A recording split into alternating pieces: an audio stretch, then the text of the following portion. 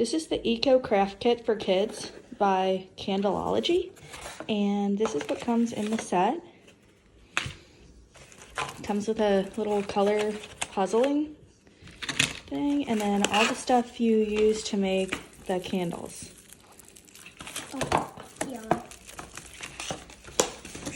Oh, cool. So we're gonna go ahead and make this, and we'll show you how fun it is.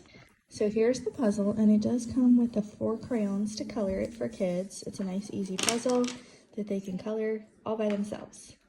Okay, it also comes with these 3 cookie cutters and 2 bees in this kit. So what you do is you roll the wick in with the beeswax, and then you can also use the other sheets of beeswax to cut out shapes to decorate your candle.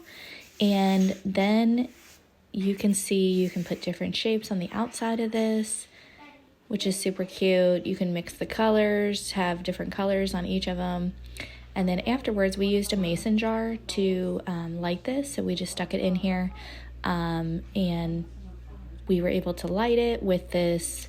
It does need to kind of melt some of the wax to actually light. So at first it didn't, and then we just kind of held it there a little bit longer.